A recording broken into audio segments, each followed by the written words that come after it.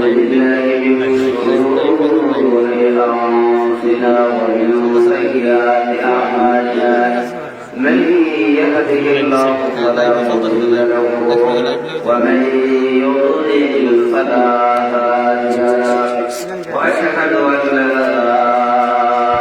إله إلا الله وحده لا شريك له وأشهد أن سيدنا وحبيبنا ومولانا محمدا عبده ورسوله الذي أرسله بالحق بشيرا ونذيرا وداعيا إلى الله بإذنه وسراجا منيرا فقد قال الله تعالى في كلامه المجيد وفرقانه حميد أعوذ بالله من الشيطان الرجيم قل بسم الله الرحمن الرحيم يا أيها الذين آمنوا اجتنبوا كثيرا من الظن إن بعض الظن ولا تجسسوا ولا يغتب بعضكم بعضا أيحب أحدكم أن يأكل لحم أخيه ميتا فكرهتموه واتقوا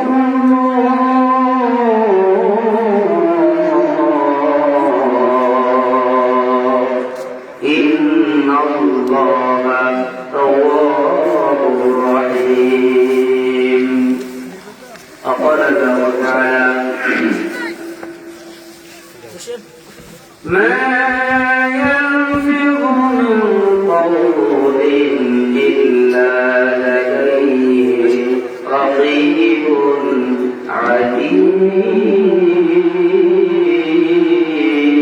عتيد الله أكبر إلى الآخر الآيات. وعن أبي هريرة رضي الله عنه قال قال رسول الله جبرت للنبي صلى الله عليه وسلم قال والله لا يؤمنون والله لا يؤمنون والله لا يؤمنون قيل من يا رسول الله صلى الله عليه وسلم قال الذي لا يؤمن جاره بوائقه رواه مسلم أو كما قال عليه الصلاة والسلام إن الله وملائكته يصلون على النبي يا أيها الذين آمنوا صلوا عليه وسلموا تسليما সকলের তরফ দিয়ে ভালোবাসা দিয়ে মহব্বত দিয়ে সকলে করে আল্লাহুম্মা সাল্লি আলা মুহাম্মাদ ওয়া আলা আলি মুহাম্মাদ কামা সাল্লাইতা আলা ইব্রাহিম ওয়া আলা আলি ইব্রাহিম ইন্নাকা হামিদুম মাজিদ আল্লাহুম্মা بارك على محمد وعلى آل محمد كما باركت على إبراهيم وعلى آل إبراهيم إنك حميد مجيد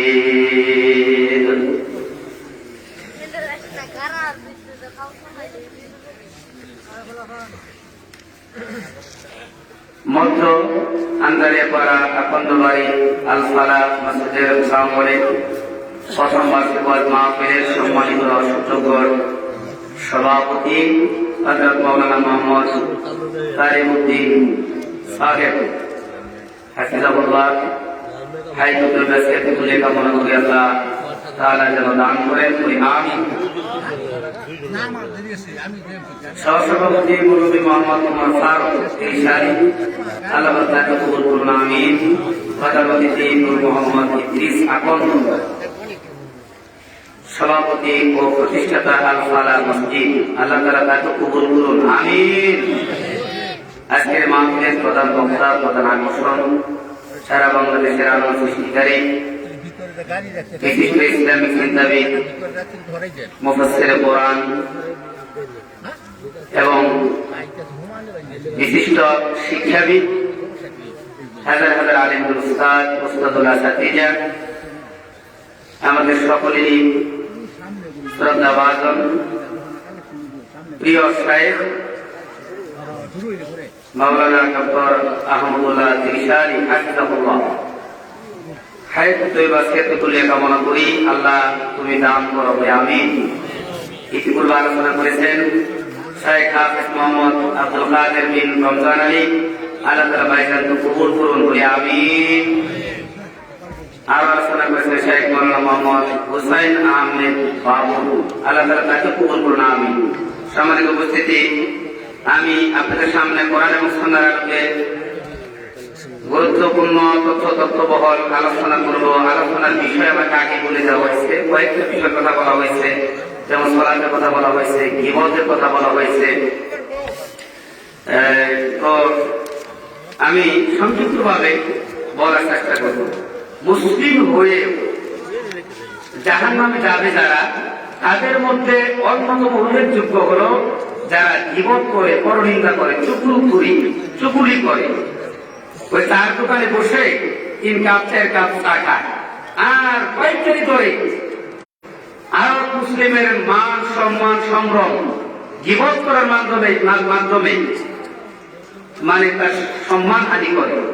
আর কিছু মানুষ আছে তারা হা করে আগ্রহ নিয়ে সে কথা শ্রবণ করে, আছে না নাই? যেসব পাপের কারণে মানুষকে পরকাল হারাতে হবে, পরকাল হারায়, তার একটি বড় পাপ হচ্ছে গীবত। কথা কি বুঝতেছেন? যেসব পাপের কারণে জাহান্নাম ঘোষণা করা হয়েছে, জাহান্নামে যেতে হবে, তার একটি বড় পাপ হচ্ছে গীবত। সম্মানিত উপস্থিতি, যে সমস্ত পাপ করলে আল্লাহর কাছে ক্ষমা হয় না, যে সমস্ত পাপ করলে আল্লাহর কাছে ক্ষমা হয় না, যে পাপ বান্দার সাথে জড়িত, হকুল ইবাদ, বান্দার সাথে জড়িত পাপ আল্লাহ সুবহানাহু ওয়া তাআলা ক্ষমা করবেন না। আল্লাহর সাথে জড়িত পাপ আল্লাহ সুবহানাহু ওয়া তাআলা যাকে ইচ্ছা তাকে ক্ষমা করে দিবেন। আপনি 30 বছর সালাত করেন নাই, এখন এই মুহূর্তে এই সময় এসে যদি আপনি সূচনা নিয়ে গভীরভাবে আপনি আপনার কাছে তওবা করুন এবং বলেন যে রব্বুল আলামিন আমি ভুল করেছি, শুধুমাত্র এতটুকু বললেই আল্লাহ সুবহানাহু ওয়া তাআলা আপনার 30 বছরের অপরাধ সালাত ত্যাগ করেছেন, আল্লাহ আপনাকে ক্ষমা করে দিবেন, সুবহানাল্লাহ। কিন্তু আপনি বান্দার হক, বান্দার ব্যাপারে গীবত, পরনিন্দা, চুগলি করে পরস্পরের মধ্যে বিদ্বেষ, ঝগড়া, ফাসাদ সৃষ্টি করে দেওয়ার জন্য আপনি গীবত করেছেন। এই পাপটা হলো বান্দার সাথে জড়িত। এই পাপটা কিসের সাথে জড়িত? বান্দার সাথে জড়িত। আল্লাহ রাব্বুল আলামিন ক্ষমা করবেন না। সম্মানিত উপস্থিতি, বর্তমান সময়ে গীবত একটি সামাজিক ব্যাধিতে পরিণত হয়েছে। আমরা কম বেশি প্রায় সকলেই এর সাথে জড়িত। কি আলেম, সাধারণ মুসলিম, সাধারণ মানুষ সকলেই কম বেশি এর সাথে জড়িত। মানুষ একজনের ভুল ত্রুটি অন্য মানুষের কাছে বলে বেড়ানোতে তৃপ্তি ও আনন্দ অনুভব করে থাকে। এই যে কিছু মজা, কত যে শান্তি।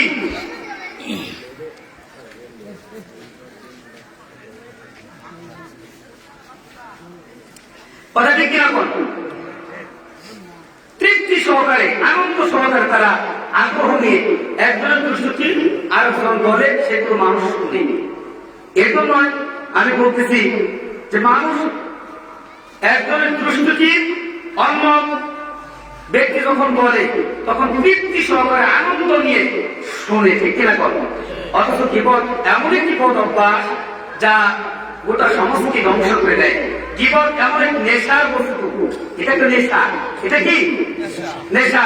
ধূমপান যেমন নেশা, জর্দা খাওয়া যেমন নেশা, ঠিক অনুরূপভাবে গীবত একটা নেশা। তো গীবত এমন একটা নেশার বস্তু যা মুমিনের সারা জীবনের সমস্ত কর্ম, সমস্ত আমলকে বাতিল করে দেয়। নাউযুবিল্লাহ।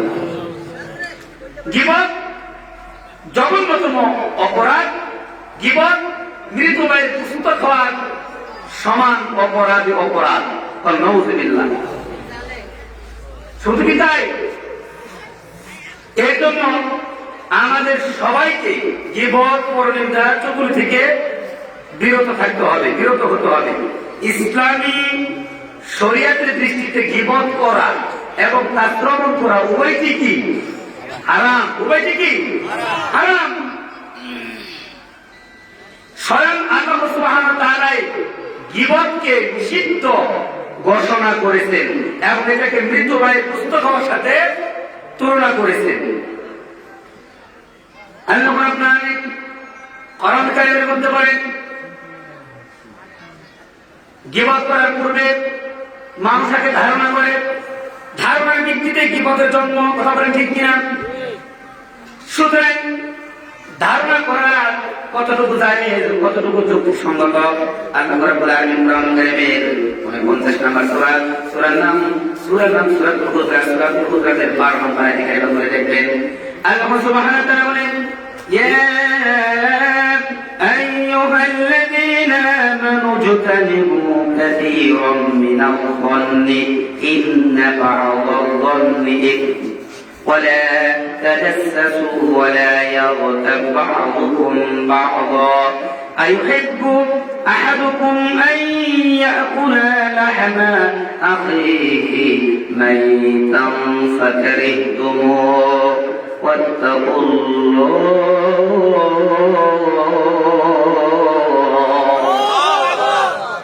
إن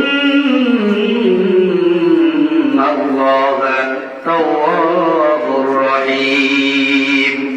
আল্লাহ সুবহানাহু ওয়া তাআলা বলেন, হে ঈমানদারগণ, তোমরা বেশি বেশি ধারণা করা থেকে বিরত থাকো, বেশি বেশি অনুমান করা থেকে তোমরা বেঁচে থাকো, নিজেকে বাঁচিয়ে রাখো, বেঁচে থাকো। কারণ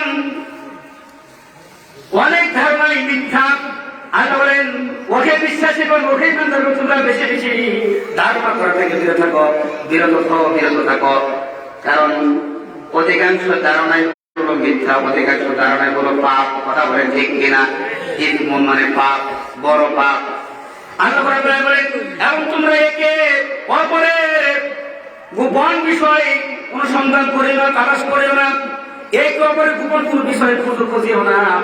আমাদের মধ্যে এক শ্রেণীর লোক আছে, এক শ্রেণীর মানুষ আছে, তাদের শুধু কাজই হলো প্রতিবেশী কি করে, কোথায় যায়, ছেলে কি করলো, মেয়ে কি করলো, পুত্রবধূ কি করলো, সেই সব বিষয় নিয়ে সারাদিন খোঁজাখুঁজি করার। কথা বলেন ঠিক কিনা? এই জন্য আল্লাহ রাব্বুল আলামিন বলেন যে তোমরা এই অপরের গোপন বিষয় তালাশ করিও না, এই অপরের গোপন বিষয় তালাশ করিও না। কারণ আল্লাহ রাসূল বলেন, মান সাতারা মুসলিমান সাতারাহুল্লাহু ইয়াউমাল কিয়ামা, যে ব্যক্তি একজন মুসলমানের ত্রুটি গোপন করলো, গোপন রাখলো, কিয়ামতের দিন আল্লাহ সুবহানাহু ওয়া তাআলা তার দোষ ত্রুটি গোপন করবেন। সুবহানাল্লাহ। আপনি হয়তো আজকে 10 জন, 20 জন, 50 জন মানুষের সামনে আপনার প্রতিবেশী ভাই বা প্রতিবেশী বোন, তার ব্যাপারে আপনি সমালোচনা, আলোচনা, বিপদ, পরনিন্দা করে 50 জন মানুষের কাছে হয়তো সেটা বললেন, তাকে তার মান সম্মান হানি করলেন। কিন্তু কিয়ামতের মাঠে কোটি কোটি কোটি কোটি মানুষের সামনে আল্লাহ সুবহানাহু ওয়া তাআলা আপনার দোষ ত্রুটি উন্মুক্ত করে দেবেন, আল্লাহ রাব্বুল আলামিন প্রকাশ করে দেবেন। ঠিক কিনা? এজন্য আল্লাহ নবী বলেন যে মান সাতারা মুসলিমান সাতারাহুল্লাহু ইয়াউমাল কিয়ামা, তোমরা মুসলিম যে ব্যক্তি একজন মুসলমানের দোষ ত্রুটি গোপন করে, কিয়ামতের দিন আল্লাহ সুবহানাহু ওয়া তাআলা তার দুষ্টটি গোপন করবে। সম্মানিত উপস্থিতি, ধারণা করতে পারা যাবে না।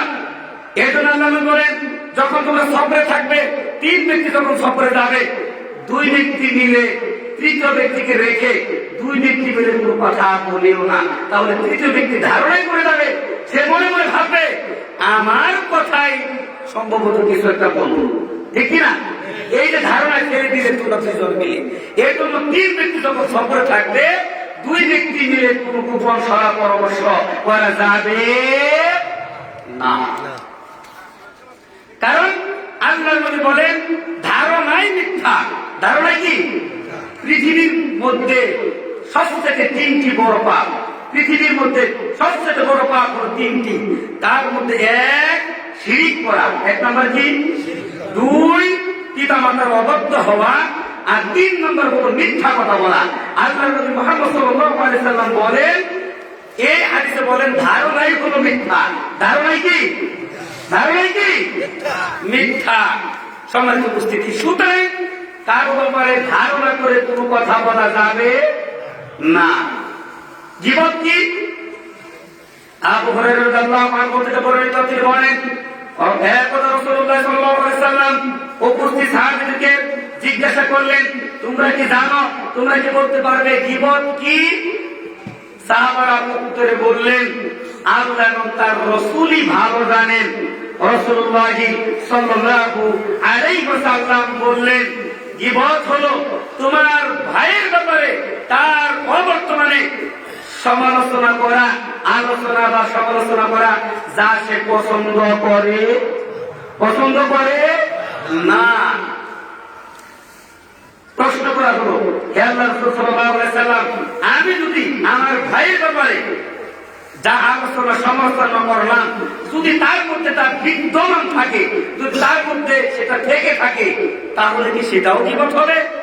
এই যে আমাদের মধ্যে কিন্তু একটা গীবতের ব্যাপারে একটা ভুল ধারণা আছে, যে আরে ভাই, আমি তো মিথ্যা বলতেছি না, আমি তো তার ব্যাপারে সত্য বলতেছি, যা বলতেছি সব সত্য, সেই কাজগুলো করে, এরকম বলে না অনেকে, যে এটা গীবত হবে কি? আমি তো সত্যই বলতেছি। এটা কিন্তু ভুল ধারণা। এই দেখেন আল্লাহ কি বলতেছে, জিজ্ঞাসা করছে, বলো তো গীবত কি? সাহাবারা বললেন, আল্লাহ এবং তার রাসূলই ভালো জানেন। রাসূলুল্লাহ সাল্লাল্লাহু আলাইহি সাল্লাম বললেন, গীবত হলো তোমার ভাইয়ের ব্যাপারে আলোচনা সমালোচনা করা, যা সে পছন্দ করে না।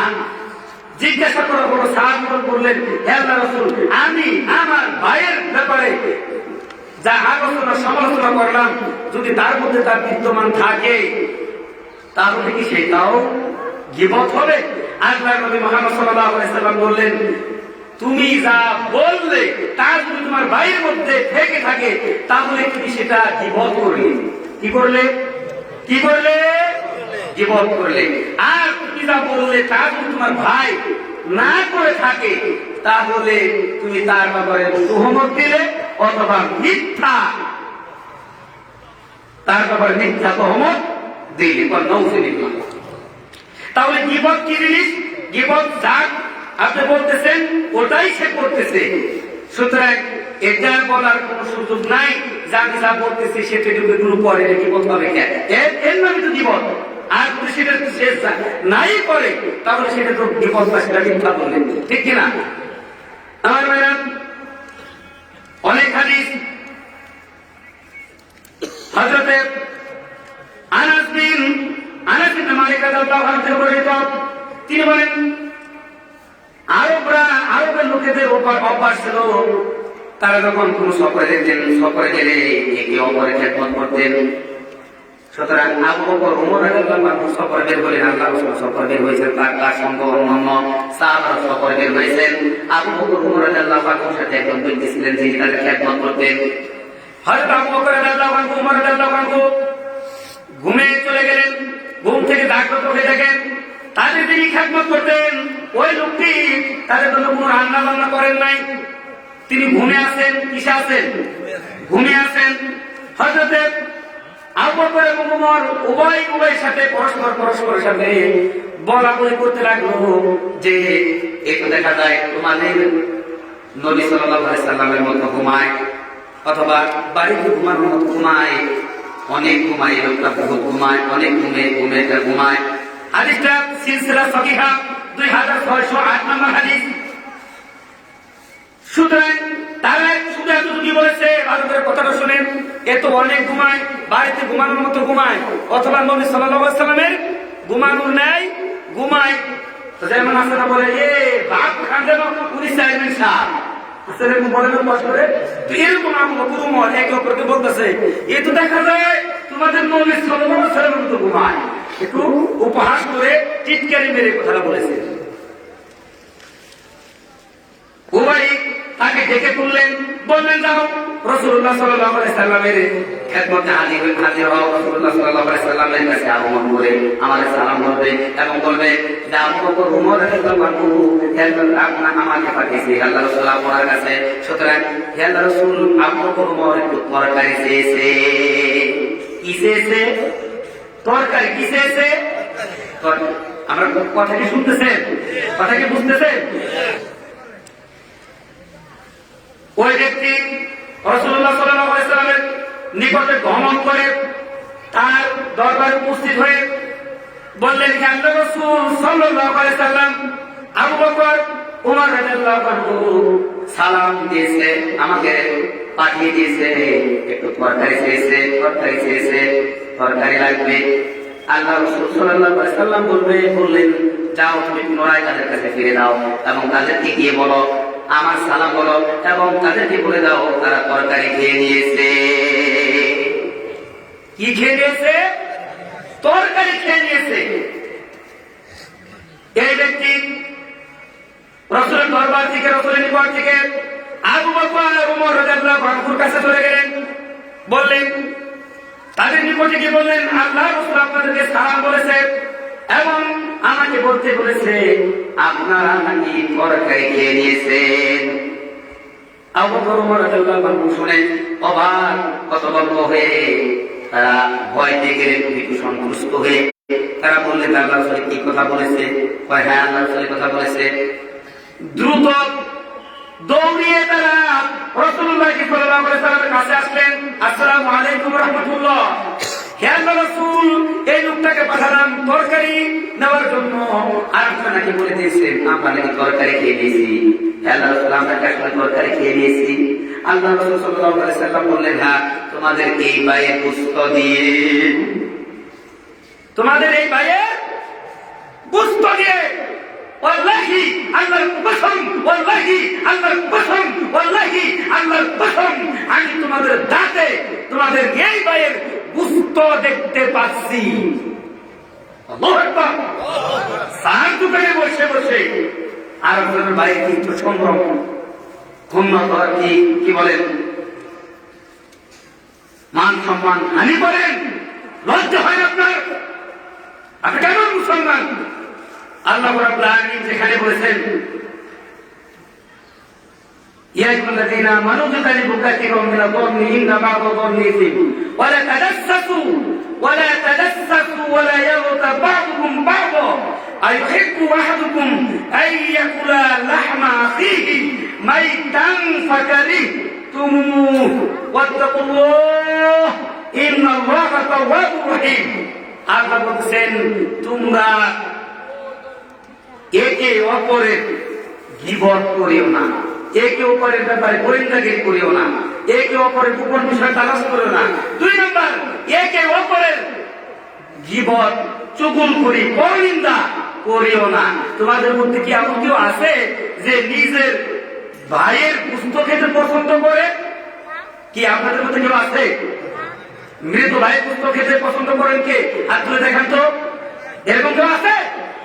আল্লাহ বলতেছেন, তোমাদের মধ্যে কি এমন কেউ আছে যে তার মৃত ভাইয়ের গোশত খাওয়াকে পছন্দ করবে?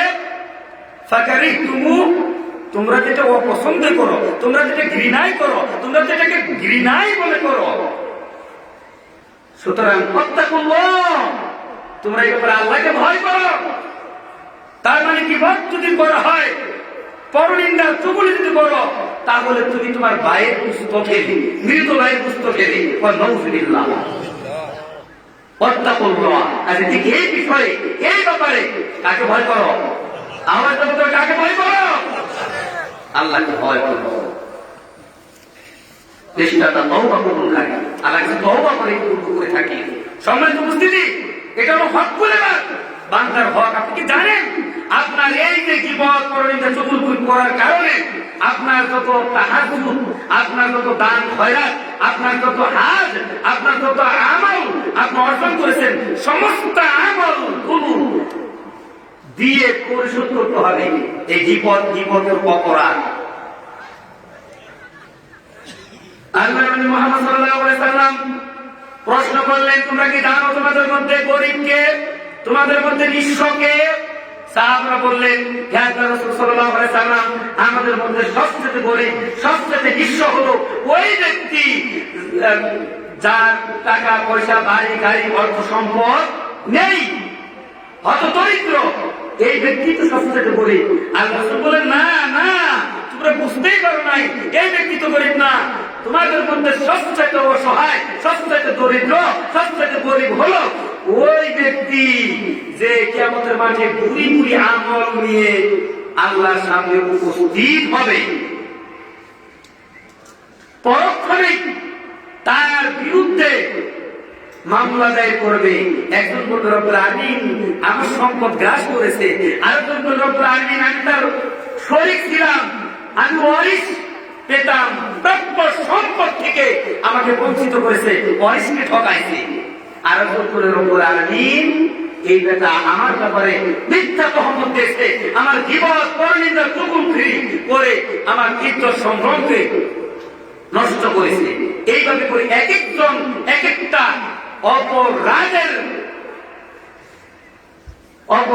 অপরাধের বিষয় নিয়ে আল্লাহর কাছে মামলা দায়ের করবে। পরক্ষণে তার আমলগুলো কেটে কেটে কেটে কেটে একটার পর একটা আসবে আর দিতে থাকবে। তার এই বুড়ি বুড়ি আমল, তাহাজ্জুদ করেছে, হাজ করেছে, দান খয়রাত করেছে, সৎ কাজের আদেশ, অসৎ কাজের নিষেধ, জীবনের যত কর্ম, যত আমল করেছিল, সমস্ত আমল কেটে দিতে দিতে দিতে দিতে পাওনাদারদের এরপর পাওনাদারদের দিতে দিতে পরিশোধ করা যাবে না তার আমল দিয়ে। অবশেষে এরপর পাওনাদার থেকে যাবে। সুতরাং তাদের যত গুনাহ আছে, সমস্ত গুনাহ এই ব্যক্তির মাথায় চাপিয়ে দিয়ে এই লোকটাকে জাহান্নামে পাঠাতে হবে। অসহায় নিঃস্ব হয়ে অবশেষে লোকটা হবে জাহান্নামী। এত ঘুরে ঘুরে আমল নিয়ে, তাহাজ্জুদ নিয়ে, সালাত নিয়ে যাবে কোথায়? আর যাবে কোথায়? তার মানে মুসলিম হয়েও লোকটা জাহান্নামী। সুতরাং মুসলিম হয়েও জাহান্নামে যাবে যারা, তাদের মধ্যে উল্লেখযোগ্য অন্যতম ব্যক্তি হলো যে চুগলখড়ি করে, যে গীবত করে। কথা কি বুঝতেছেন আমার ভাই? সুতরাং আবু বকর রাদিয়াল্লাহু আনহু তারা ভীতু সন্তুষ্ট হয়ে কান্না শুরু করে দিলেন। বললেন, হে আল্লাহর রাসূল সাল্লাল্লাহু আলাইহি সাল্লাম, ভুল করেছি, বুঝতে পারি নাই, আমাদের ভুল হয়ে গেছে, আমাদের জন্য আল্লাহর কাছে ক্ষমা চাও, আমাদের জন্য আল্লাহ রাব্বুল আলামিনের কাছে ক্ষমা চান, ক্ষমা প্রার্থনা করুন, আল্লাহ রাব্বুল আলামিনের কাছে ক্ষমা চান। আল্লাহর নবী বললেন, আমি কেন ক্ষমা চাবো? এই ব্যক্তির কাছে তোমরা ক্ষমা চাও, এই ব্যক্তি তোমাদের জন্য আল্লাহর কাছে ক্ষমা চাবে। সুবহানাল্লাহ। হাদিসটা পাবে সিলসিলা সহিহা 2608 নম্বর হাদিস, সহিহ হাদিস। আরো সেই তরবিয়ত করে। 2 নম্বর আছেন আয়েশা রাদিয়াল্লাহু আনহা, আম্মাজান আয়েশা রাদিয়াল্লাহু আনহা হতে বর্ণিত, তিনি বলেন, একদা আমি নবী করিম সাল্লাল্লাহু আলাইহি সাল্লাম কে বললাম, আপনার জন্য সাফিয়ার এই হওয়া যথেষ্ট ছিল। আম্মাজান আয়েশা কে বলেন তো? রাসূলুল্লাহ সাল্লাল্লাহু আলাইহি সাল্লামের সহধর্মিণী, তার স্ত্রী, যিনি হাদিসের পণ্ডিত ছিলেন, সাহাবীদের শিক্ষক ছিলেন। সম্মানিত উপস্থিতি, সাহাবারা যদি কোনো মাসালা না জানতেন বা কোনো মাসালাগতভাবে প্রশ্নের সম্মুখীন হতেন, সমাধান যদি না দিতে পারতেন, তারা আম্মাজান আয়েশার কাছে চলে আসতেন। সুবহানাল্লাহ। এরকম একজন বিচক্ষণ ছিলেন আম্মাজান আয়েশা, আবু বকরের আদরের দুলার, নয়নের মণি, কলিজার টুকরা। হযরত আবু বকর রাদিয়াল্লাহু আনহু কন্যা। পৃথিবীর মধ্যে আপনার রাসূলের পরে সবচেয়ে সম্মানিত ব্যক্তি হলেন আবু বকর রাদিয়াল্লাহু আনহু। সুবহানাল্লাহ। সেই আবু বকরের কন্যা হযরত আম্মা জান আয়েশা রাসূলের স্ত্রী, তিনি বলতেছেন যে হে আল্লাহর রাসূল, সাফিয়া মানে রাসূলের আরেকজন স্ত্রী, তো সাফিয়া আপনার জন্য এই খাওয়া যথেষ্ট ছিল। বর্ণনাকারী সাহাবী বলেন তার মানে সাফিয়া ছিল বেটে। সাফিয়া কি ছিল? বেটে, মানে খাটু ছিল। তো আল্লাহর রাসূল বলতেছে সাফিয়ার ব্যাপারে আপনি এত প্রশংসা করেন, এত গুণগান গান, হে আল্লাহর রাসূল, সাফিয়া আপনার জন্য এই হওয়া যথেষ্ট ছিল। আল্লাহর রাসূল বললেন যে আয়েশা, তুমি যা করলে, তুমি যা বললে, এটা যদি সমুদ্রের পানিতে মিশানো হতো তাহলে সমস্ত সমুদ্রের পানির স্বাদ পরিবর্তন হয়ে যেত। আল্লাহু আকবার। কত বড় জঘন্য অপরাধ আপনি চিন্তা করেন, মানুষের গীবত করা, পরনিন্দা করা, চুগলখড়ি করা। আল্লাহর নবী মুহাম্মদ সাল্লাল্লাহু আলাইহি ওয়াসাল্লাম বলেন, হযরত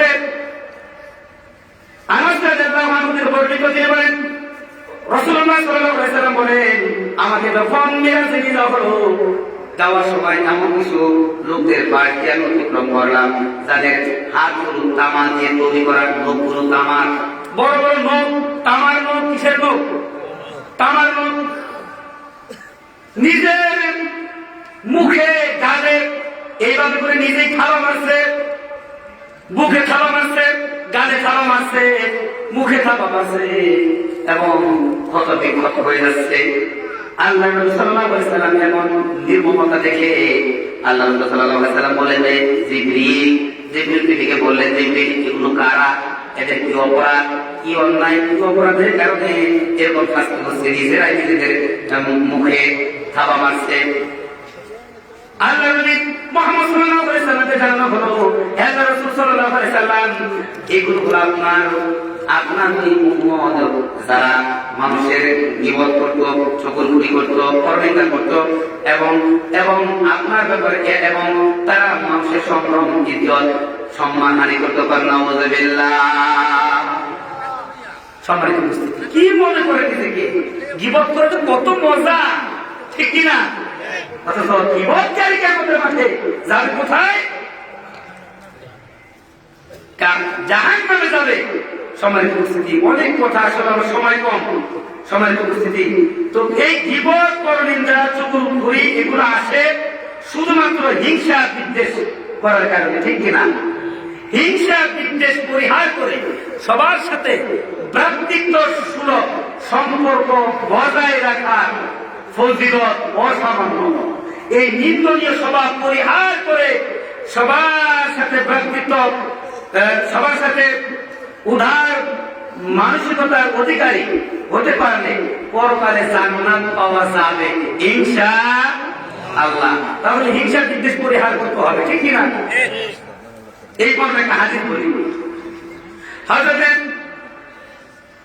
আনাস বিন মালিক রাদিয়াল্লাহু আনহু থেকে বর্ণিত, তিনি বলেন, আমরা একদিন রাসূলুল্লাহ সাল্লাল্লাহু আলাইহি ওয়াসাল্লামের সাথে বসা ছিলাম, মসজিদে নববীতে বসা ছিলাম।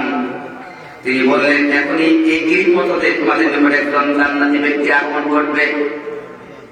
হযরত আনাস বিন মালিক বলেন, রাসূলুল্লাহ সাল্লাল্লাহু আলাইহি ওয়াসাল্লামের সাথে মসজিদে বসা ছিলাম। তিনি আল্লাহর রাসূল বললেন, এখনই এই মুহূর্তে ওই গিরিপথ হতে একজন ব্যক্তির আগমন করবে, যিনি হলো জান্নাতি। সুবহানাল্লাহ। সাহাবারা লক্ষ্য করলেন, একজন আনসারী সাহাবী আসলেন, যার দাড়িতে টকটক করে পানি পড়ছিল এবং তার হাতে সুতা ছিল। তিনি সালাম করে চলে গেলেন। পরের দিন আল্লাহর রাসূল আবার সাহাবীদেরকে নিয়ে বসে আছেন।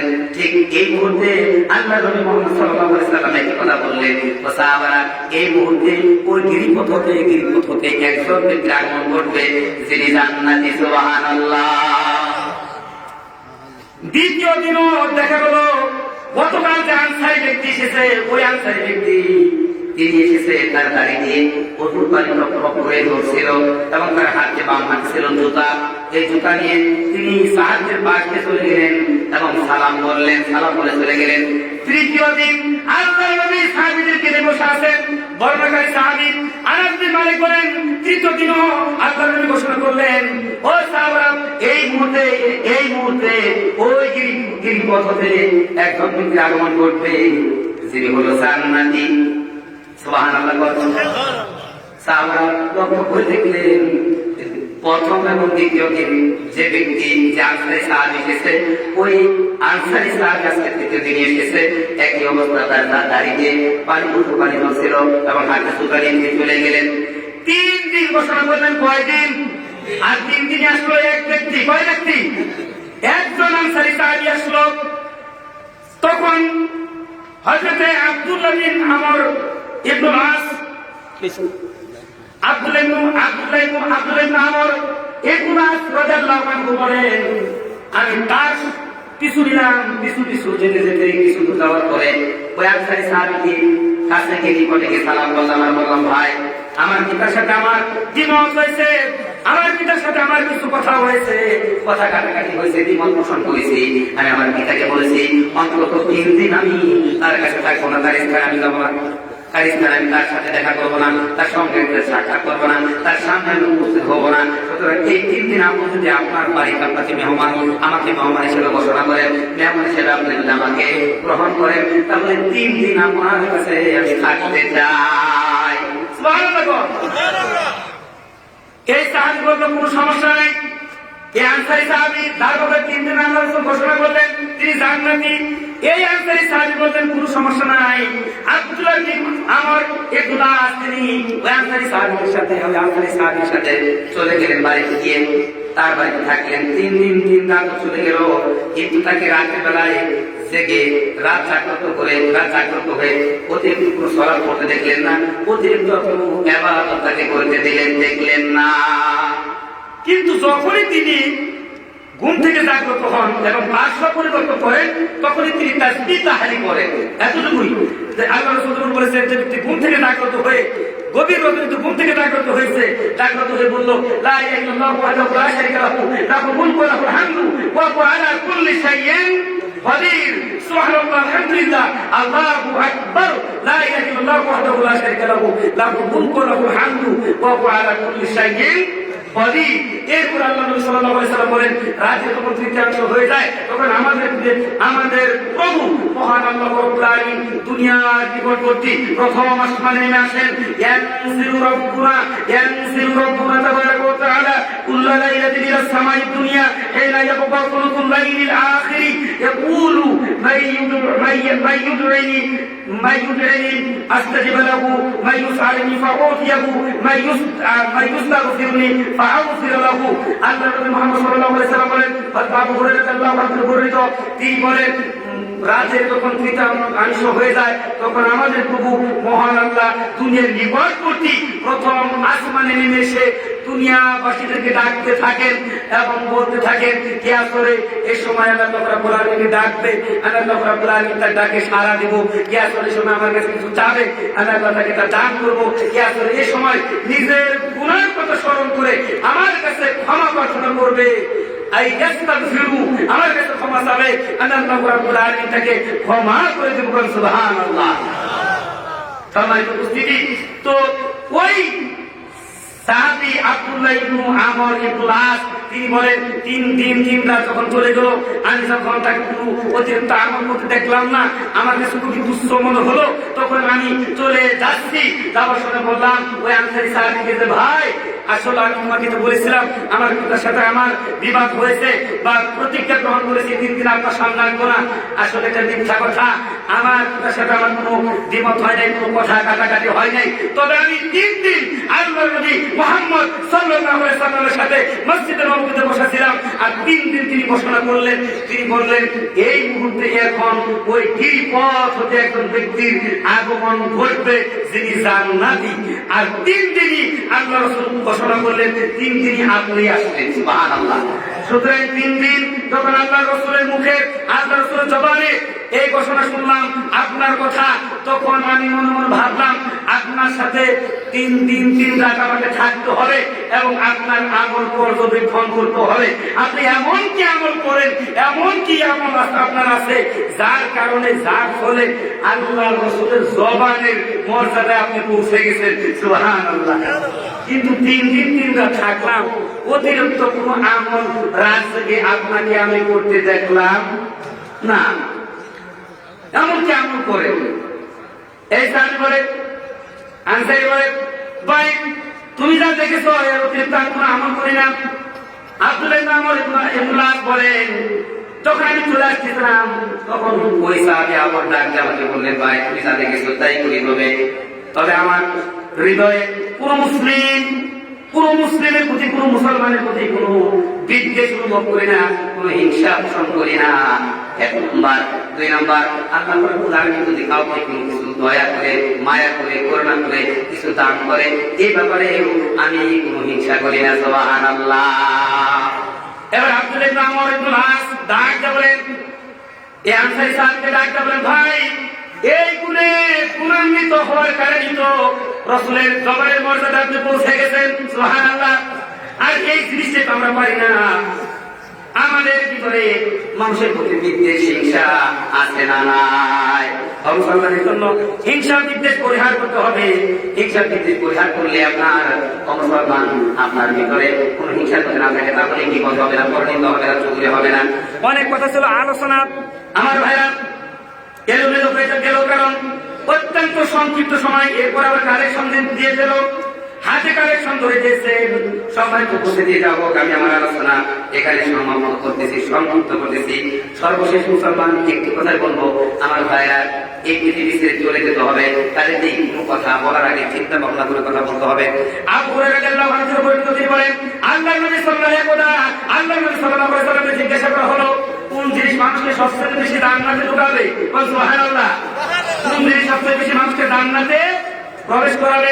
আল্লাহর নবী সাল্লাল্লাহু আলাইহি ওয়াসাল্লাম বললেন যে 1 নাম্বার হলো আল্লাহর ভয়, আর 2 নাম্বার হলো উত্তম চরিত্র। সুবহানাল্লাহ। মানুষকে সবচেয়ে বেশি জান্নাতে প্রবেশ করাবে যে গুণ, সেটা হলো 1 নাম্বার আল্লাহর ভয়, 2 নাম্বার হলো উত্তম চরিত্র। তৎক্ষণাৎ সাহাবারা প্রশ্ন করলেন, হে আল্লাহর রাসূল, কোন জিনিস সবচেয়ে মানুষকে জাহান্নামে প্রবেশ করাবে? আল্লাহ নবী মুহাম্মদ সাল্লাল্লাহু আলাইহি ওয়াসাল্লাম বললেন যে 1 নাম্বার লজ্জাস্থান, 2 নাম্বার হলো তার মুখ। তাই আপনি একটু দেখবেন অনেক মুখ, আলহামদুলিল্লাহ কোন লিল্লাহি তাকবীর। এটা থাকা জায়গাগুলো পূরণ করে বসেন সকলেই, একটু অগ্রসর হন, একটু এগিয়ে বসেন, পিছনের জায়গা ছেড়ে দিয়ে সামনের জায়গাগুলো পূরণ করে বসেন। আল্লাহ তুমি তৌফিক দান করবে, আমিন আমিন। আর একটু নাড়াচাড়া দেন না, আপনার পূর্বের জায়গা এবং নতুন যে জায়গাটা আপনি এখন নির্দিষ্ট করবেন, এই উভয় জায়গা কেমন মাঠে আপনার কোনো নাজাত ছিল হবে। আলহামদুলিল্লাহ। সকলে অনেক লোক লিল্লাহি তাকবীর। আমার ভাইয়া, সুতরাং জিজ্ঞাসা করা হলো কোন জিনিস মানুষকে সবচেয়ে বেশি জাহান্নামে নেবে? আল্লাহ নবী বললেন 1 নাম্বার হলো মুখ, 2 নাম্বার হলো লজ্জাস্থান। এই মুখ দিয়ে মানুষের জীবন পরনিন্দা চুগলি আছে না নাই? কথা আছে না নাই? আল্লাহ রাসূল সাল্লাল্লাহু আলাইহি ওয়াসাল্লাম বলেন, আল মুসলিমু মান সালিমাল মুসলিমুনা মিন লিসানি ওয়া ইয়াদিহি। প্রকৃত মুসলিম সেই, প্রকৃত মুসলিম তো সেই যার হাত এবং জবান থেকে অন্য মুসলমান নিরাপদে থাকে। সুবহানাল্লাহ। হাতে ধর্মের ক্ষমতা জমির বাইরে ঠেলা দিতে আছে না নাই? কথা বলেন আছে না নাই? আমার ভাইরা, যার মুলুক তার ক্ষমতাটা বটে, ক্ষমতার মাধ্যমে ক্ষমতা আছে, ক্ষমতাতে প্রতিবেশীর প্রতি অত্যাচার, নির্যাতন আছে না নাই? আর মুখ দিয়ে অশ্লীল ভাষায় গালি গালাজ এবং তার ব্যাপারে চুগলখড়ি করা আছে না নাই? সম্মানিত উপস্থিতি, আজকে দেখবেন আপনার প্রতিটি কথা, আপনার প্রতিটি শব্দ, আপনার প্রতিটি বাক্য আল্লাহ সুবহানাহু ওয়া তাআলার সঙ্গে সঙ্গে লিপিবদ্ধ করেন। এমন একটা কথা নাই, এমন একটা শব্দ নাই যা রেকর্ড হয় না, ভিডিও হয় না। কে বলেছেন? কথা যা বলতে হবে, লাগামহীন কথা বলা যাবে না, কারণ কথাটা আপনাকে জাহান্নামে নিয়ে ছাড়বে। আল্লাহ কি বলে দেখেন,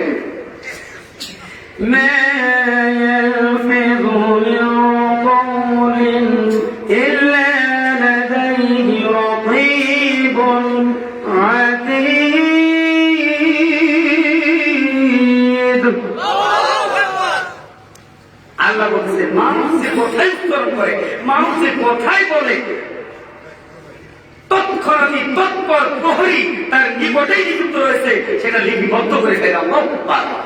মানুষ যে কথাই বলে, যে কথাই উচ্চারণ করে, সঙ্গে সঙ্গে সেটা লিপিবদ্ধ করার জন্য তৎপর প্রহরী। প্রহরী তার সামনে, তার ডানে বামে আসে না নাই?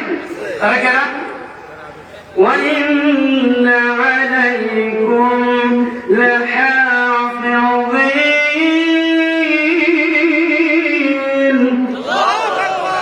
আল্লাহ বলছেন অবশ্যই তোমাদের জন্য রয়েছে তত্ত্বাবধায়কগণ। কে রয়েছে? তত্ত্বাবধায়কগণ। সেগুলো কারা? আমরা তো জানি না, আমরা তো চিনি না, আমরা তো দেখি না, কিন্তু আছে না নাই? বিশ্বাস আছে না নাই? আল্লাহ বলছে দেখেন তারা কারা?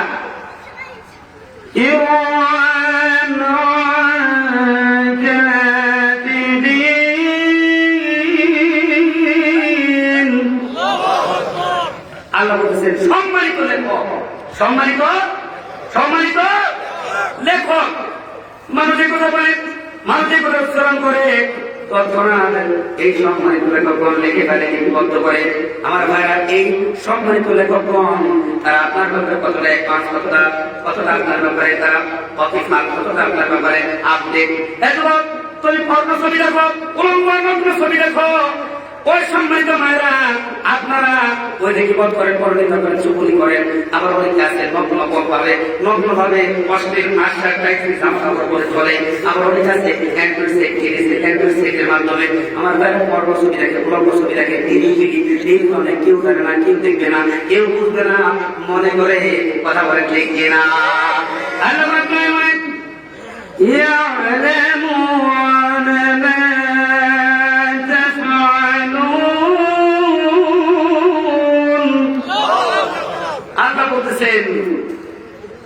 এই যে কিরামান কাতিবিন সম্মানিত লেখক, তারা তোমার ব্যাপারে এতটাই আপডেট, তোমরা যা করো সব তারা জানে। আল্লাহু আকবার। সব তারা কি জানে? এমন একটা কথা নাই, এমন একটা শব্দ নাই, এমন একটা বাক্য নাই যে তারা লিপিবদ্ধ করে না। শুধু কি তাই, আমার আপনার ঘরে সংযুক্ত করে দেওয়া হয়েছে মেমোরি। কি কথা বলেন? কি মেমোরি? কি আমার কথা না আমার কথা? যুবক, তুমি মনে করেছো কেউ জানে না, কেউ দেখবে না, কেউ বুঝবে না, কেউ অন্যায় করবো নেতার কথায়, নেতার পরামর্শে টেন্ডারবাজি, চুরি, ডাকাতি, ওজনের পরিমাণ কম দেওয়া, খাদ্যে ভেজাল দেওয়া, প্রতারণা করা, প্রতারণার মাধ্যমে ব্যবসা বাণিজ্য করা, মানুষকে ঠকানো, মানুষকে হেয় প্রতিপন্ন করা। মনে করতেছ কেউ জানবে না, কেউ দেখবে না, কেউ বুঝবে না। না, আল্লাহ বলতেছে তোমার ঘরে আমি মেমোরি সেট করে দিয়েছি, মেমোরি সংযুক্ত করে দিয়েছি। আল্লাহু আকবার। আপনি তো মেমোরি এই শব্দটা জানি 2-4 বছর ধরে, ঠিক কিনা? 1450 বছর আগে আল্লাহ মেমোরির সন্ধান দিয়েছিলেন কোরআন কারীমের মধ্যে। আল্লাহু আকবার। কে দিয়েছেন? আল্লাহ। আল্লাহ কোরআন কারীমের, কোরআন হাকিমের সূরার নাম 17 নম্বর সূরার নাম সূরাতুল বানী ইসরাঈল। সূরাতুল বানী ইসরাঈল 12 নম্বর আয়াতে কারিমা বলে দেখবেন আল্লাহ পাক বলেন, وَكُلَّ إِنسَانٍ أَلْزَمْنَاهُ طَائِرَهُ فِي عُنُقِهِ وَنُخْرِجُ لَهُ يَوْمَ الْقِيَامَةِ كِتَابًا يَلْقَاهُ مَنشُورًا। আল্লাহ সুবহানাহু ওয়া তাআলা বলেন, আল্লাহ রাব্বুল আলামিন বলতেছেন দেখেন, মানুষের ভালো মন্দ কর্ম সব আমি তার ঘরে গৃহলগ্ন করে দিয়েছি, তার ঘরে সংযুক্ত করে দিয়েছি, তার ঘরে আমি জুড়ে দিয়েছি। তার মানুষের ভালো মন্দ সমস্ত কর্ম, সমস্ত কাজকর্ম আমি তার ঘরে মেমোরি সেট করে দিয়েছি, মেমোরি সংযুক্ত করে দিয়েছি, যার মধ্যে সব রেকর্ড হয়, সব কিছু লিপিবদ্ধ করা হয়। আল্লাহ আমি ভেবে নেব কিয়ামতের মাঠে আমি তাদের জন্য কিয়ামতের দিন, মুসিবতের দিন তার জন্য বের করবেন যে কিতাব। কি বের করবো? একটা রেকর্ডে যে রেকর্ডিং করেছি সেই রেকর্ডিং এর সেই কিতাব অথবা সেই মেমোরি আল্লাহ বলেন আমি তাদের সামনে বের করে নিয়ে আসবো, এবং সেটা পাবে সে উন্মুক্ত, সেটা সে পাবে যেভাবে খোলা উন্মুক্ত। আল্লাহ বলবেন, এবার আল্লাহ বলে আমি বান্দা বান্দাকে ডাকতে বলবেন, এ পুরো কিতাব কাফা বিনাফসিকা আল-ইয়াওমা আলাইকা হাসিবা। আল্লাহ বলেন, আল্লাহ বলবেন যে পুরো কিতাব পড়ো, তুমি তোমার কিতাব পড়ো, তুমি তোমার সারা জীবনের কর্ম, সারা জীবনের আমল দুজনের পরিমাণ কম দিয়েছো, হাতে বোঝা দিয়েছো, মিথ্যা প্রচারের মাধ্যমে মানুষকে ঠকিয়েছো, এমনকি এতিম বাড়িটাকে ঠকিয়েছো। এরকম আছে না নাই? এতিম বাড়িটার সম্পদ আত্মসাৎ করেছে, আছে না নাই? ইন্নাল্লাযীনা ইয়াকুলুনা আমওয়ালাল ইয়াতামা যুলমান ইন্নামা ইয়াকুলুনা ফি বুতুনিহিম নারা ওয়া সায়াসলাউনা সাঈরা।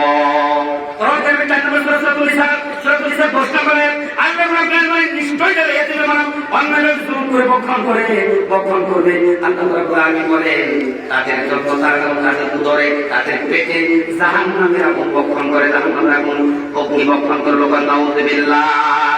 তার মানে তো জাহান্নামের আগুন, তারা এতিমের মাল খায় না, তারা খায় জাহান্নামের আগুন। তারা এতিমের মাল বক্ষণ করে না, বরং এতিমের মাল আত্মসাৎ করার মাধ্যমে জাহান্নামের আগুন, জাহান্নামের অগ্নি তাদের পেটে ঢুকিয়ে দিচ্ছে। ঠিক কিনা? তুমি যত বড় হাজি হও, যত বড় আলেম হও, যত বড় বুজুর্গ হও, যত বড় সাইকুল হাদিস, যত বড় আল্লামা হও, যত বড়ই তুমি আলেম হও না কেন, কিয়ামতের মাঠে তোমার খবর আছে। আল্লাহ নবী মুহাম্মদ সাল্লাল্লাহু আলাইহি সাল্লাম বলেন, কেউ যদি কারো এক বিপদ পরিমাণ প্রতিবেশীর অথবা আত্মীয় অথবা এই শরীকের ওয়ারিসের এক বিপদ পরিমাণ সম্পদ অন্যায়ভাবে জুলুম করে আত্মসাৎ করে ভক্ষণ করে, আল্লাহ নবী মুহাম্মদ সাল্লাল্লাহু আলাইহি সাল্লাম বলেন, তাহলে কিয়ামতের মাঠে তাকে সত্য পৃথিবী সহ সেই জমি, সাতটা জমি সহ, সাতটা পৃথিবী সহ সেই জমি তার গলায় বেনি বানিয়ে দেওয়া হবে। জমিনের ভার নিয়ে, ওয়েট নিয়ে, ওজন নিয়ে জাহান্নামের অথই তলদেশে যেতেই থাকবে, যেতেই থাকবে, যেতেই থাকবে। নাউযুবিল্লাহ। কারণ সে কাকে ঠকাইছে? ওয়ারিসকে ঠকাইছে, ভাইকে ঠকাইছে, বোনকে ঠকাইছে, পিতা মারা গেছে 20 বছর। উনি হাজি সাহেব, উনি কত বড় বুজুর্গ, উনি তার দিকে যায় আর দাঁড়া করে এরকম হিসাব করে, কোন জান্নাত কোন জায়গায়, কোন জান্নাত কোন জায়গায়। জান্নাতি বাবার সম্পদ, অথচ পিতা মারা গেছে 20 বছর, এখনো বোনের জায়গা তুমি বুঝে নেই। তাই এরকম ফেরত আসে না নাই? এরকম ফেরত আসে না নাই? প্রতিবেশীর সম্পদ, প্রতিবেশীর জমি, আয় কি বলে আপনাদের এলাকায়? আয় বলে, আয় সাতকু বলে না, কি বলে? কোথাও দিয়ে সাতকু, এই সমস্ত হয় না, এগুলো বলা দরকার। এক শ্রেণীর ফেরন মার্কা, এক শ্রেণীর ফেরন মার্কা মুসলিম আছে, এক শ্রেণীর আমার ভাইরা এরকম নিষ্ঠুর বর্বর ফেরন মার্কা মুসলিম আছে, যারা জমিনের বাতর কাটতে গিয়ে সাতকু দিতে দিতে আরো জমি কেটে ফেলে। কিছু বলা যায় না, বললে খবর আছে, 5 কোটি টাকা মামলা আছে না নাই? জাল দলিল করে প্রতিবেশীর সম্পদ আত্মসাৎ করে, জাল দলিল করে স্বাস্থ্য ব্যয়ের সম্পদ আত্মসাৎ করে, জাল দলিল করে নিজের আপন ভাইকে পরে সম্পদ থেকে বঞ্চিত করছে। এরকম আল্লাহর ওলি আছে না নাই? এটা আল্লাহর ওলি না শয়তানের ওলি? নাউযুবিল্লাহ বলেন। আল্লাহ বলে, ইয়া রব্বি ইয়া রব্বি ওয়া মাতা'মু হারামু ওয়া মাশরাবু হারামু ওয়া মালবাসু হারামু ওয়া খুদিয়া বিল হারামি ফাআন্না ইস্তাদাবু লিযালিক। আল্লাহ বলেন, একটা উদ্দেশ্য সফর করে বাইতুল্লাহ, আল্লাহর ঘর, ওই হারাম শরীফে গিয়ে আল্লাহর ঘর স্পর্শ করে যে খোলা আকাশের দিকে তাকে বলতেছে, ইয়া রব্বি ইয়া রব্বি, হে আমার রব, হে আমার রব। আল্লাহ বলে বলছো, অথচ তার খাদ্য হারাম, তার পানি হারাম, তার পোশাক হারাম, তার দেহটা হারাম উপার্জন দ্বারা গঠিত হয়েছে। সুতরাং তার দোয়া, তার এই হাত, তার এই সফর আল্লাহর দরবারে কবুল হবে না, হবে না, হবে না। কি মনে করছেন আপনি? মনে করে যে আমার তো টাকার অভাব নাই, আমি টাকা আছে, প্রতি বছর হাত করে আসবো, আল্লাহ মাফ করে দিন। জান্নাত তো কিনেই ফেলাইছি, জান্নাত বাবার সম্পদ, তাই না? চাইলেন আর পাইলেন? আমার ভাইরা অথচ আল্লাহ বলেন তার খাদ্য হারাম, পানি হারাম, পোশাক হারাম, দেহটাও হারাম উপার্জন দ্বারা গঠিত হয়েছে। সুতরাং তার দোয়া, তার সফর, তার এই হাত কবুল হবে কতক্ষণ করে? যে করে 1 রাকাত সালাত আদায় করলে, 1 রাকাত সালাত আদায়ের বদলা 1 লক্ষ রাকাতের সওয়াব লিখে দেওয়া হয়। আল্লাহু আকবার।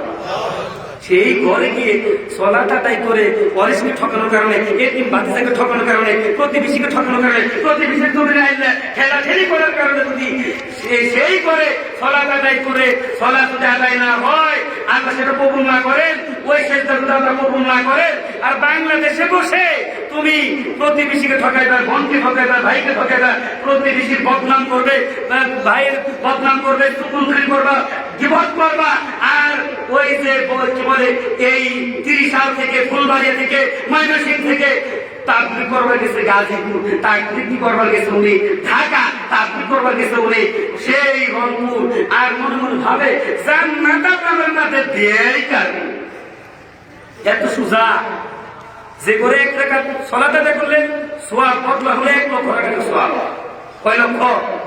তো সেই করে সেজদা যদি হারাম খাওয়ার কারণে যদি সেজদা কবুল না হয়, তো বাংলাদেশে তাবলীগ বলে কেউ কবুল হয়ে যাবে না, কি হবে?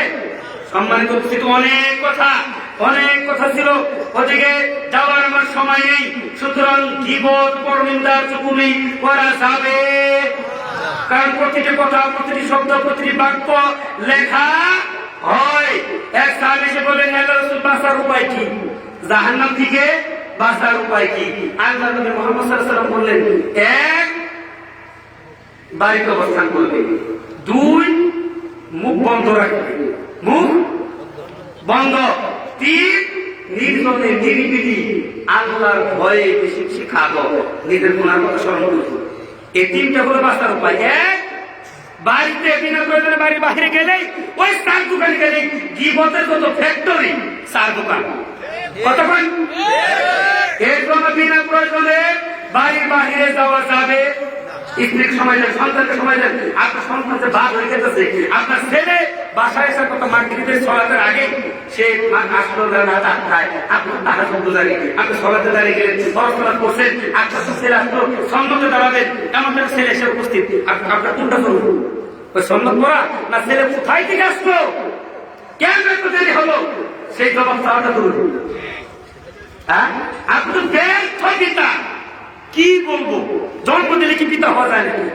আপনি তো ব্যর্থ মা। ছেলে গাঁজা খায়, বাবা খাইয়া ভাই খায়, ফেন্সিডিল খায়, কারণ কার সাথে কোন সঙ্গ দিয়ে কার সাথে মিশে সে বাদ হয়ে যাচ্ছে, এই ব্যাপারে আপনি খেয়াল রাখেন না, খুব রাখেন না, ঠিক কিনা? সম্মানিত উপস্থিতি, এর জন্য 4 দোকানে যাওয়া যাবে, কথা কয় না, যাওয়া যাবে। আচ্ছা, আজকে খুতবা, আলোচনা, বক্তব্য শোনার পরে বিনা কারণে কে কে 4 দোকানে যাবে বসে থাকবে? বক্তব্যের সাথে মুনাফিকি করবেন না। কে দেখছে? কথা কয় না, কে দেখছে? বিনা প্রয়োজনে বাড়ি থেকে বের হওয়া যাবে না। এটা হলো জাহান্নাম থেকে বাঁচার উপায়। জাহান্নাম থেকে আরেকটা হাদিস বলে আমি আমার কালেকশন খুলে যাই। সাহল ইবনে সাদ রাদিয়াল্লাহু আনহু বর্ণিত, তিনি বলেন, আল্লাহর রাসূল সাল্লাল্লাহু আলাইহি ওয়াসাল্লাম বলেন, যে ব্যক্তি তার মুখ, জবান এবং লজ্জাস্থানের হেফাজতের জিম্মাদারি গ্রহণ করবে, আল্লাহ রাসূল বলে কিয়ামতের মাঠে ওই ব্যক্তির জন্য আমি জান্নাতের জিম্মাদারি গ্রহণ করব। কি মনে করছেন আপনি? জান্নাতে তো কত সহজ। আপনার কাজ কি? মুখকে কন্ট্রোল করতে হবে, জবানকে কন্ট্রোল করতে হবে, বিনা প্রয়োজন কথা বলা যাবে না। আর বুখারী রাদিয়াল্লাহু আনহু বর্ণিত, আল্লাহ রাসূল সাল্লাল্লাহু আলাইহি ওয়াসাল্লাম বলেন, বুখারী বর্ণনায় এসেছে, যে ব্যক্তি আল্লাহ এবং পরকালের প্রতি বিশ্বাস রাখে, সে যেন প্রয়োজনে কথা বলে, বিনা প্রয়োজনে চুপ থাকে, বিনা প্রয়োজনে চুপ থাকতে হবে। এটাই ইবাদত। এটা কি ইবাদত? সর্বশেষ সম্মানিত উপস্থিতি, আব্দুল্লাহ বিন মাসউদ রাদিয়াল্লাহু আনহু বর্ণিত হাদিস, তিনি বলেন, বিনয়ী, বিনম্র, সরল, মিশুক এই ব্যক্তির জন্য জাহান্নাম হারাম। কথাটা কি আবার বলবো? বিনয়ী, বিনম্র, সরল এবং মানুষের সাথে মিশুক ব্যক্তির জন্য জাহান্নাম হারাম হোক জানতো, তাহলে বিনয়ী হতে হবে, বিনম্র হতে হবে, মিশুক হতে হবে, সরল হতে হবে, দাম্ভিকতা, অহংকার, হিংসা পরিহার করতে হবে। রাজি আছেন ইনশাআল্লাহ? সবাই রাজি আছেন তো? কারোর সাথে অহংকার, দাম্ভিকতা করে কথা বলবেন না। আল্লাহ পাক এটা পছন্দ করেন।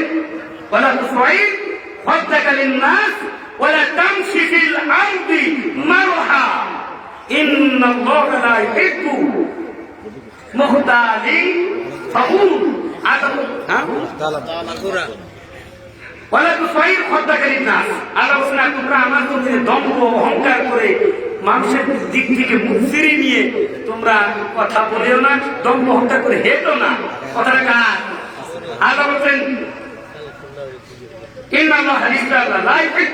পছন্দ করেন না, ভালোবাসেন না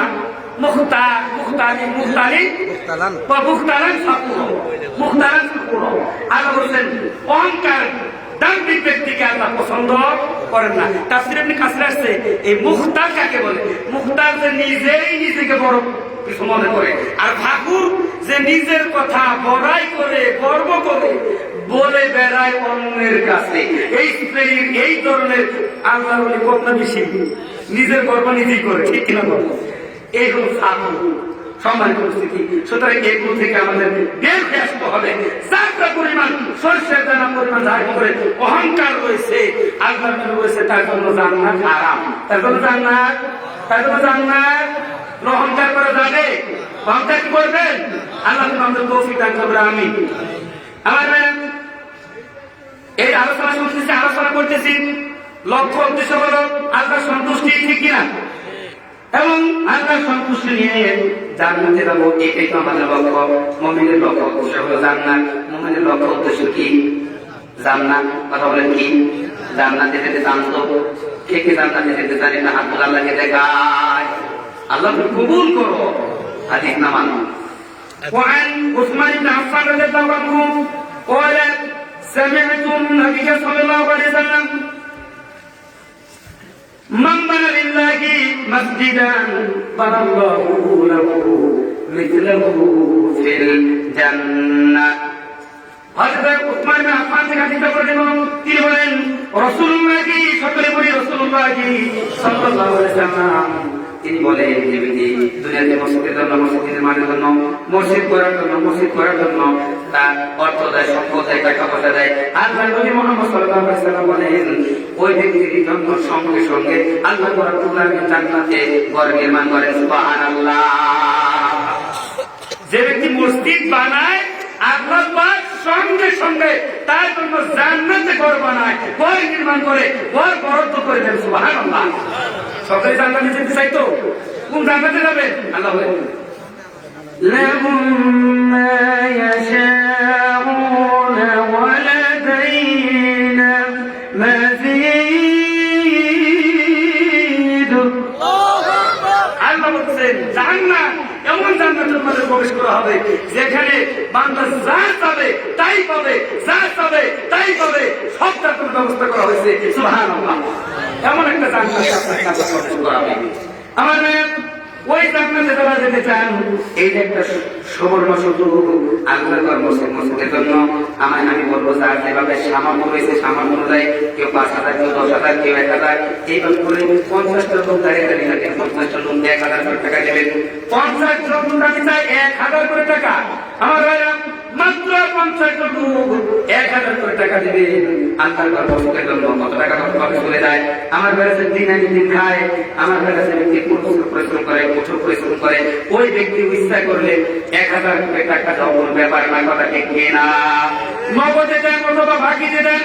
আমার ভাইরা এরকম 50 জন দাঁড়িয়ে দেন, 500 করে টাকা দেবেন। 50 জন দাঁড়িয়ে দেন, 1,000 করে টাকা দেবেন। 50 জন দাঁড়িয়ে দেন, 500 করে টাকা দেবেন। তাই কি টাকা হয়ে যায়? কত টাকা হয়ে যায়? ওরা বলে আমি মিলাই দিলে তোমার কোন বান্দা দান করবে? সর্বপ্রথম দান করবে আল্লাহ বলেছেন ভালো কাজের সর্বপ্রথম সূচনা করে রব্বুল আলামিন বলেন, আল্লাহ নবী বলেন যে ওই ব্যক্তির দেখা থেকে এরপরে পরবর্তীতে যারাই করবে প্রতিটার পার্সেন্টেজ সওয়াব যে ব্যক্তি প্রথম সূচনা করলো তার আমলনামায় ভর্তি থাকবে, ভর্তি থাকবে। সুবহানাল্লাহ। 1,000 টাকা আমি দেবো। এইটা আলহামদুলিল্লাহ আমাদের মাননীয় আজকে সভাপতি নাকি